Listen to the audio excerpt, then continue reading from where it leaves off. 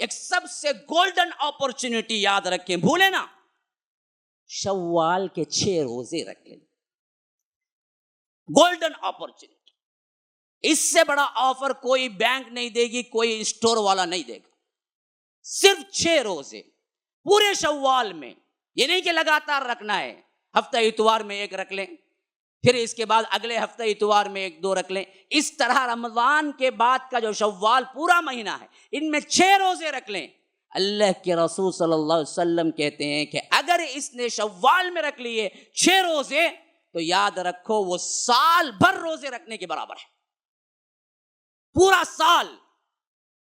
کیوں؟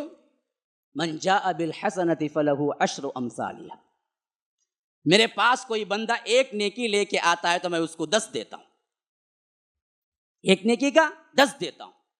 اب دیکھ لیجئے 30 رکھ لیے آپ نے، پھر 6 ملا لیے تو کتنا ہو گیا؟ 30 پر 6 انٹو 10 360، 360 دن ہی ہیں چاند کے مطابق، سورج کے مطابق 360 پر 5 دن ہیں سال کے، لیکن چاند کے کیلنڈر کے مطابق 360 دن ہیں۔ چاند کا کیلنڈر کم ہوتا ہے، سورج کا کیلنڈر زیادہ ہوتا ہے، تو تم نے دراصل 30 پر 6 روزے جو رکھے وہ اگر 10 سے انٹو کریں گے تو 360 ہوتا ہے، اور 360 دن کے روزے اللہ تبارک و تعالی ثواب دے دیتا ہے۔ صرف 6 روزوں کا اہتمام کرو رمضان المبارک کے بعد، اور یہ نہیں کہ لگاتار رکھنا ہے، پورے شوال میں کبھی بھی رکھ سکتے ہیں۔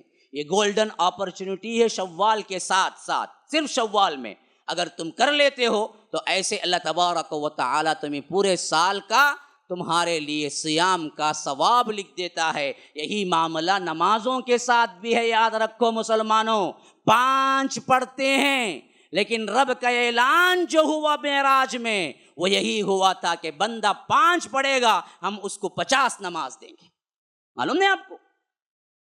اللہ نے پہلے 50 نماز فرض کی، پھر حضرت موسیٰ کے کہنے پر بار بار جا کے کیا ہے آخری میں 5 نمازیں ہوئی۔ جب 5 نمازیں لے کے جا رہے تھے حضرت موسیٰ نے پوچھا کہ کتنی نمازیں دی گئی؟ کہا کہ 5 نمازیں۔ کہا کہ میری امت 2 نہیں پڑھ سکی، ہمارے بارے میں اچھی طرح جانتے تھے ماشاءاللہ۔ کہا کہ آپ کی امت 5 نہیں پڑھے گی، ابھی کم کرواؤ۔